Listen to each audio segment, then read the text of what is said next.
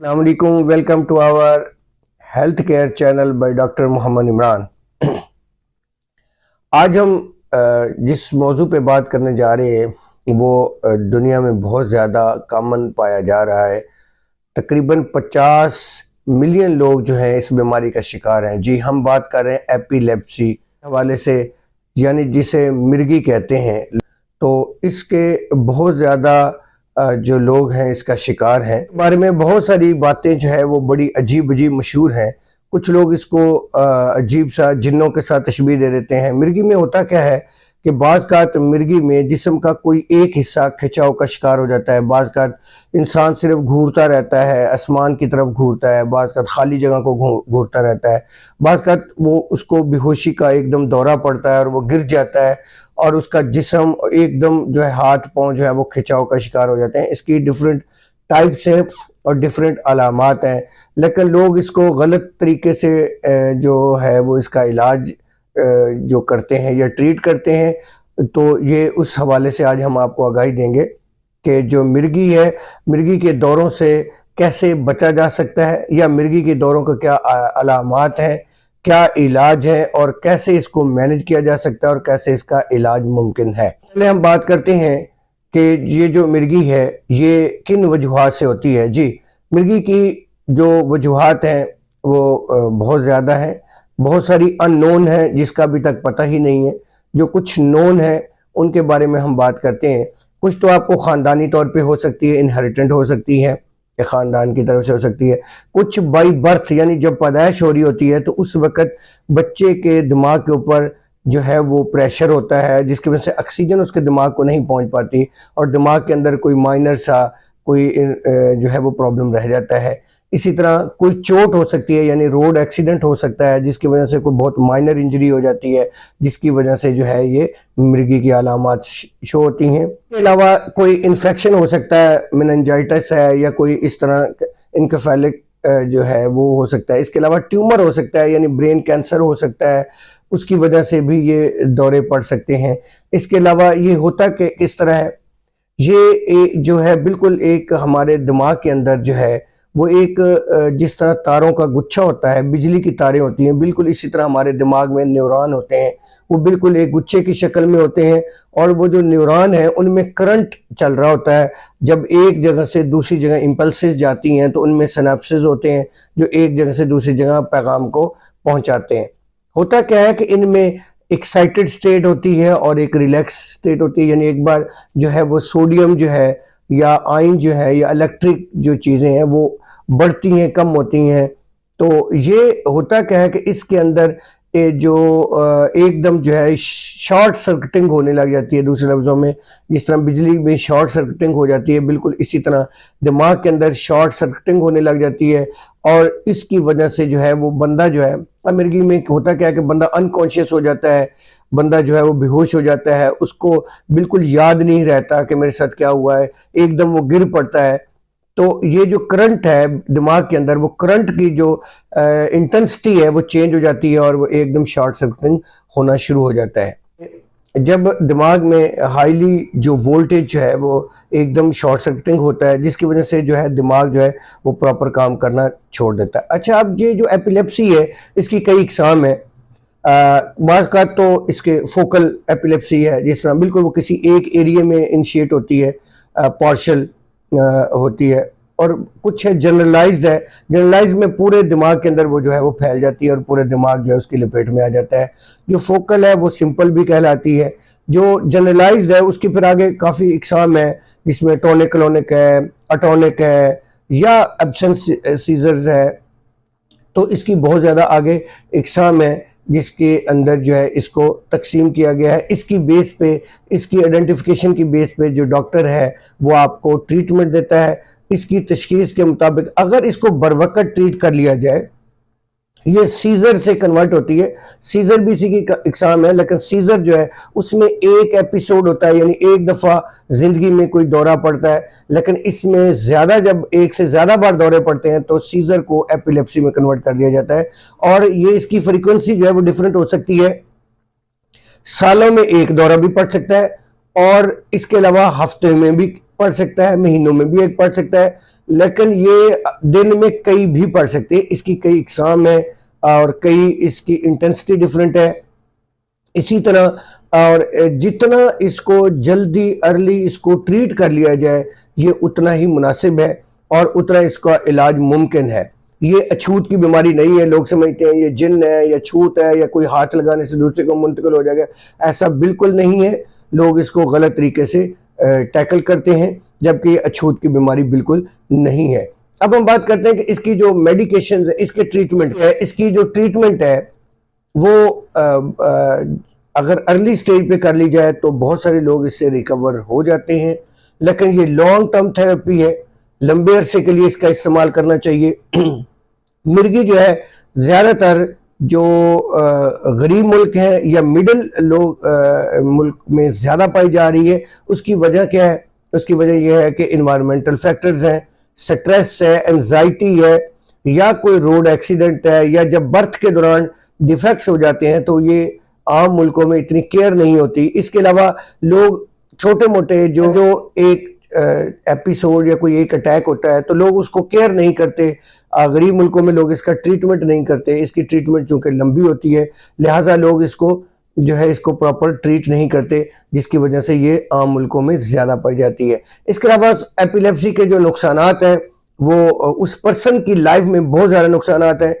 Person epilepsy से मिर्गी से कम मरता है, लेकिन उसकी बाकी चीज़ों से ज़्यादा मरता है। उसकी 3 गुना जो है लाइफ जो है वो पहले प्री मिच्योर डेथ हो जाती है, यानी उसकी लाइफ से पहले ही वो मर जाता है। उसकी वजह क्या होती है? उसकी केयर नहीं प्रॉपर हो रही होती। वो कहीं भी दौरा पड़ता है, गिर जाता है, उसकी हड्डी टूट सकती है, उसके चेहरे पे खराश आ जाते हैं, उसकी कोई बॉडी का कोई भी कहीं भी वो जहाँ खड़ा है कहीं गिर जाता है, एक्सीडेंट हो जाता है। ड्राइविंग करते हुए वो कहीं गाड़ी हिट कर सकता है या वो कहीं गिर सकता है। तो इसके अलावा जो है वो जब गिरता है तो वो सीधा गिरता है, उसके सांस की नाली में अक्सर वोमिट चली जाती है, सलाइवा चला जाता है, जिसकी वजह से उसको उसकी डेथ होने के चांसेस होते हैं।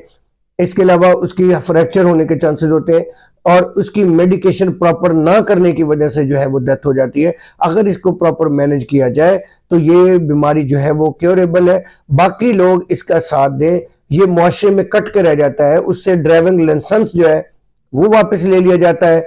उसकी जो मुआशरे में लोग उससे दूर भागते हैं, वो डिप्रेशन का शिकार रहता है, ये उसकी मौत का वजह बन जाता है। इसके अलावा उसकी शादियां तक नहीं होती, लोग उसे मुआशरे में अच्छा मकाम नहीं देते, उससे तालीम वापस एक किस्म की वो स्कूल जाने उससे स्कूल नहीं भेजा जाता, उससे तालीम उससे दूर कर ली जाती है और इसके अलावा वो बिजनेस को सही नहीं डेवलप कर सकता।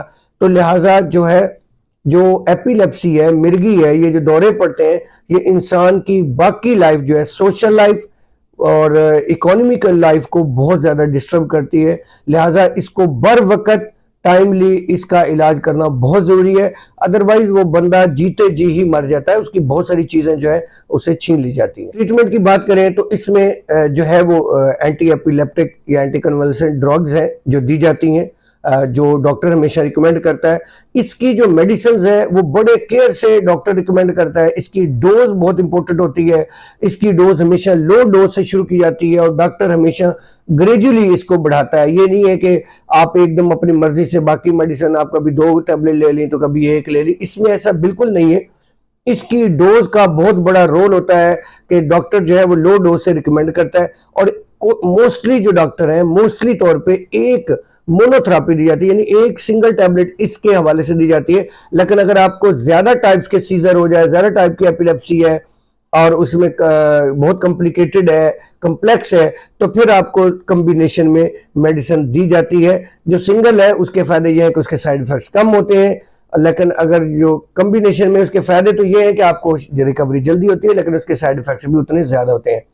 इसी तरह जब आप मेडिसिन ले रहे हो डॉक्टर की हिदायत के बिल्कुल ऐन मुताबिक लेनी है, इसमें डोज मिस बिल्कुल नहीं करनी। जो सबसे इंपॉर्टेंट टॉपिक है, आपने डॉक्टर के मुताबिक मेडिसिन लेनी है। अगर डोज कोई मिस हो जाती है तो आपने अगली डोज के साथ उसको जरूर आपने उस डोज को मिस डोज को लेना है। और अगर आप अगली डोज तक भी भूल जाते हैं तो अगले दिन को आपने डबल डोज लेनी है, लेकिन आपने कभी ट्रिपल डोज नहीं लेनी। यानी डबल डोज तक तो आप ले सकते हैं लेकिन ट्रिपल डोज बिल्कुल नहीं लेनी।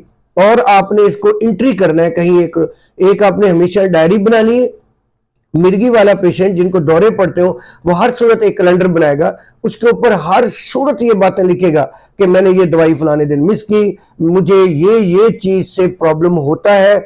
अगर आप अपना प्रॉपर इलाज चाहते हैं तो यकीनन आपको ये काम करना होगा। आपके जो लवाहिकीन है, आपके जो रिश्तेदार हैं, आपके घर वाले हैं, उनको भी ये हेल्प करनी होगी और आपको खुद भी इसमें से आपको निकलना है, तो आपको ये काम करना होगा, जो अभी हम आपको फर्दर भी इसकी डिटेल बताते हैं। इसकी पहले हम मेडिसिन की बात करते हैं। तो इसमें सबसे पहले जो आती है मेडिसिन वो है सोडियम चैनल ब्लॉकर, जिसे क्लोमाज़ेपिम है या डायज़ेपाम है, लोराज़ेपाम है, यानी सोडियम चैनल ब्लॉकर जो सोडियम को इन्फ्लेक्स होने से रोकते हैं, सोडियम चैनल ब्लॉकर दिए जाते हैं। उसके बाद जो सबसे मोस्ट इफेक्टिव है वो है गैबा इन्हांसर। जी, गैमा अमाइनो ब्यूटारिक एसिड को जो इन्हांस करता है, यह एक न्यूरोट्रांसमीटर है जो न्यूरॉन के दरमियान होता है, उसको इन्हांस करता है। तो गैबा इन्हांसर दिए जाते हैं, जिसमें वेलपोरेट सबसे बेहतरीन साल्ट है जो इसमें ज्यादातर डॉक्टर रिकमेंड करते हैं। इसके अलावा गैबा जो है वो इनहिबिटर दिए जाते हैं, जो इसके अलावा इसके अंदर T cell calcium channel blocker दिए जाते हैं। तो ये डिफरेंट इसके अंदर जो मेडिसिन है वो दी जा रही हैं। टोपैरामेट है या बाकी इस तरह की मेडिसिन दी जाती हैं। अक्सर डॉक्टर एपीवाल जिस तरह एक मशहूर ब्रांड है जिसमें वेलपोरेट है, ये 250 से 500 मिलीग्राम वाला मार्केट में अवेलेबल है। लेकिन इसकी डोज बहुत इंपॉर्टेंट है, आपने डोज के बगैर इसको बिल्कुल नहीं लेना। सबसे पहले आपने डॉक्टर को कंसल्ट करना है। जब पहला ही अटैक हो तो आपने फौरन डॉक्टर से रजू करना है और फौरन इसकी मेडिसिन लेनी है। एक तो मेडिसिन से है। नंबर 2, इसके साथ जो है दूसरा लाइफस्टाइल चेंज करना पड़ता है। आपको स्ट्रेस एंजाइटी से बचना है, आपको अपनी लाइफस्टाइल चेंज करनी है।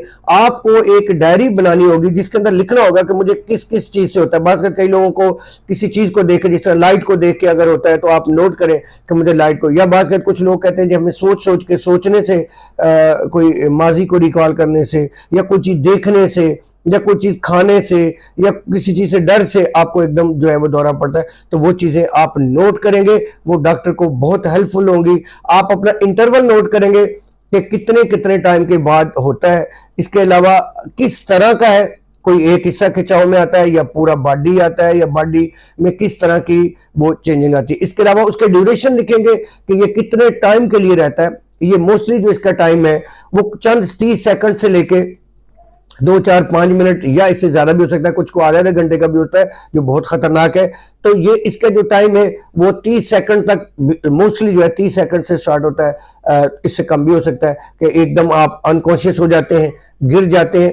अच्छा, अक्सर लोग जब ये अनकॉन्शियस होता है बंदा, तो लोग बहुत गलत तरीका, कोई जूता सुंघा लेता है, कोई मुंह में चम्मच डालता है, कोई पानी डालने लग जाता है, कोई कुछ डालने लग जाता है। बिल्कुल गलत है। इससे भी मरीज की जान का खतरा है। आप खुद इसके लिए आप क्या करेंगे, जो ऊपर वाला बंदा, इसको रेस्क्यू कैसे करना बड़ा इंपॉर्टेंट है। आपने जैसे ही कोई पेशेंट है आपके घर का है या कोई है, वो गिर जाता है, उसको दौरा पड़ता है, जो गिर गया है, और उसको आपने रेस्क्यू करना है या उसको फर्स्ट एड आप कैसे कर सकते हैं। तो जैसे वो गिरता है, वो अगर सीधा ऐसे गिरेगा तो उसका मुंह भी खुला रह सकता है या बंद हो सकता है। उसके हाथ पांव बहुत खिंचाव में आ सकते हैं, बहुत जोर के, क्योंकि वो मसल उसके बहुत ज्यादा स्टिफनेस हो चुकी होती है और खिंचाव में आता है। आपने बिल्कुल इसके हाथ पांव सीधे करने की कोशिश नहीं करनी। आपने सिर्फ क्या करना है, आपने उसकी साइड बदलनी है, आपने उसको साइड के बल लिटाना है। उसकी वजह ये होती है कि मुंह के अंदर जो है वो वोमिट या स्लावा जो है सांस की नाली में जाने का खतरा होता है। आपने कुछ भी नहीं करना, ना कोई चम्मच डालना है, ना कोई जूता सुंघाना है, या कुछ भी ऐसी कोई हरकत नहीं करनी। आपने बस उसको पकड़ना है और उसको साइड के बल लिटा देना है। साइड के बल लिटाने के बाद जस्ट आपने, जब ये लोग क्या कहते हैं जूता सुंघाने से लोग ठीक हो जाते हैं, बेसिकली वो अटैक ही 30 सेकंड का होता है। जितनी देर में आप पहुंचते हैं उतनी देर में उसके बाद क्या होता है कि वो अटैक का जो इफेक्ट है वो कम हो जाता है। उसके बाद बंदा है कि बॉडी रिलैक्स हो जाता है। रिलैक्स होने के बाद वो कोई आधा घंटा जितना भी अनकॉन्शियस रहता है, आप उसे रिलैक्स होने दें। और अक्सर लोग उठते हैं तो उनको याद भी नहीं होता कि हमारे साथ क्या हुआ है। आपने जो है वो बिल्कुल उसके ऊपर किसी किस्म का उसका हाथ पांव सीधा करने, क्योंकि उस वक्त मसल खींचे होते हैं कई लोग। और इसके अलावा जो काम करना है, उसके इर्द गिर्द कोई नोकीली चीज या कोई खतरनाक चीज पड़ी है तो आपने साइड पे हटा देनी है। उसके सर के नीचे कोई कपड़ा दे सकते हैं आप, ताकि उसके सर को नीचे कोई चोट ना लगे, या उसको कोई, आप अपने कोई भी उसके सर के नीचे ऊंची चीज रख दें, कोई सिरहाना रख दें, तकिया रख दें, ताकि जो है वो उसके मुंह में कोई पानी ना जाए, और उसको साइड के बल लिटा दें, और उसके इर्द गिर्द कोई ऐसी चीज़, कोई धारदार चीज़ या कोई ख़तरनाक चीज़ पड़ी है ताकि वो उसको ज़ख्मी ना कर दे। सबसे ज़्यादा उसके जो है हड्डियों का डैमेज, लोग क्या करते हैं अक्सर उसके मसल को खींच के सीधा करने की कोशिश करते हैं, हाथ को खींचने की कोशिश करते हैं, जिससे उसकी हड्डी टूटने का खतरा होता है। एक्चुअली वो मसल स्टिच हो चुके होते हैं, आप थोड़ा वेट करेंगे वो बिल्कुल ठीक हो जाएगा। इसकी ट्रीटमेंट अगर आप अर्ली स्टेज पे करते हैं तो बिल्कुल ये ठीक हो सकता है। अब करना क्या है कि डॉक्टर आपको मेडिसिन देगा, आपने उसकी डोज लेके चलनी है, मिस डोज नहीं करनी। डॉक्टर इसको ग्रेजुअली बढ़ाएगा। अगर आपको लगता है कि हम ठीक हो गए तब भी आपने मेडिसिन नहीं छोड़नी, बिल्कुल नहीं छोड़नी। आपने डॉक्टर के पास जाना है। इसके एक टेस्ट होता है EEG, जी, इलेक्ट्रोएन्केफेलोग्राम, EEG होता है। उस टेस्ट, डॉक्टर आपका टेस्ट परफॉर्म करेगा। अगर टेस्ट के बाद यानी कुछ अर्से के लिए मेडिसिन भी छुड़वाएगा। अगर मेडिसिन के बाद वो दोबारा अटैक होता है तो डॉक्टर लंबे अरसे के लिए फिर आपको दवाई देगा। तो लिहाजा डॉक्टर से आपने कंसल्ट करना है। मिर्गी के खत्म होने के बाद भी तकरीबन 2 साल आपने मेडिसिन खानी होती है, बिल्कुल मिस डोज नहीं करनी, और आपने डॉक्टर से आके पूछना है। और इसी तरह अगर डोज बढ़ानी है तो भी डॉक्टर ही आपकी डोज बढ़ाएगा। डोज कम या ज्यादा करने का सिर्फ अख्तियार जो है वो डॉक्टर के पास होता है। आपने खुद से ना दवाई बढ़ानी है ना कम करनी है। आप इसके अलावा आपने जब छोड़ना है तो भी आपने डॉक्टर से इससे कंसल्ट करना है। तो डॉक्टर जो है वो आपको उसके हिसाब से एक टेस्ट परफॉर्म करेगा। जब 3 बार टेस्ट नेगेटिव आता है EEG का तो फिर डॉक्टर आपको छोड़ने का कहेगा। इसके अलावा आपने इसको खुद से मैनेज करके करना है। इसके अलावा एक डिवाइस है, पीस मेकर की तरह इधर लगाई जाती है, जिसे वेगस नर्व कहते हैं, वो लगा के भी इसका ट्रीटमेंट किया जाता है। इसके अलावा ब्रेन स्टिमुलेटर जो है वो है, डिवाइस है। इसी तरह योगा किया जाता है, उसमें भी थेरेपी है। हर्बल मेडिसिन भी हैं इसके लिए, जो जिसके साइड इफेक्ट्स कम है, वो भी लोग इसका इस्तेमाल करते हैं। हर्बल के ऊपर भी इंशाल्लाह नेक्स्ट एक मैं वीडियो बनाऊंगा जिसके ऊपर सिर्फ हर्बल मेडिसिन आपको बताऊंगा कि कौन कौन सी इसके लिए बहुत बेस्ट है, हर्बल मेडिसिन दी जा सकती हैं। इसके अलावा आपने वही बात कि आपने खुद से मैनेज कैसे करना है। आपने इसको मैनेज करने के लिए ट्रिगरिंग पॉइंट बहुत जरूरी है कि आपने वो ट्रिगरिंग पॉइंट नोट करने के, किससे हमें ये होता है, ये दौरा कब पड़ता है, क्यों पड़ता है, लाइट से पड़ता है, वो ट्रिगरिंग पॉइंट आपने नोट करने, वो डॉक्टर को बताने। दवाई कम खुद से नहीं चेंज करनी, कम या ज्यादा नहीं करनी, प्रॉपरली इसको लेना है। डॉक्टर जब तक है उस वक्त तक आपने मेडिसिन का इस्तेमाल करना है, मेडिसिन को छोड़ना नहीं है। इसके अलावा आपने फिजियोथेरेपी, स्ट्रेस और एंजाइटी से बचना है, आपने एक्सरसाइज करनी है और अपने आप को उस चीज से निकालना है जो सी चीज आपके ऊपर इफेक्ट कर रही है।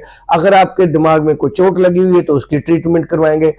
इसी तरह अगर कोई सदमा या डिप्रेशन की वजह से है तो उससे आपको निकलना होगा। अगर आप प्रॉपर नींद लेते हैं तो भी जो है वो स्ट्रेस इससे बचा जा सकता है।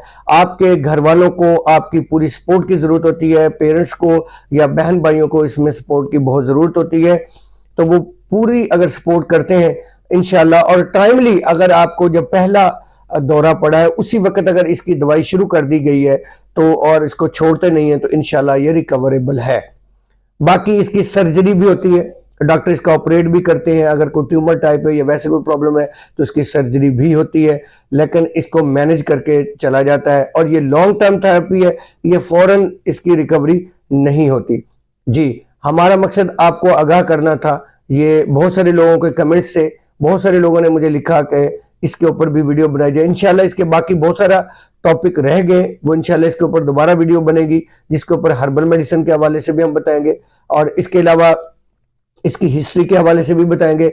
इसके अलावा इसको घर में और कौन कौन से तरीकों से आप मैनेज कर सकते हैं इसके हवाले से भी हम बताएंगे। जी, अगर आपको हमारी वीडियो पसंद आई है तो आप इसे ज़रूर बाकी लोगों तक शेयर करें ताकि बाकी लोगों का भी भला हो सके। बहुत शुक्रिया।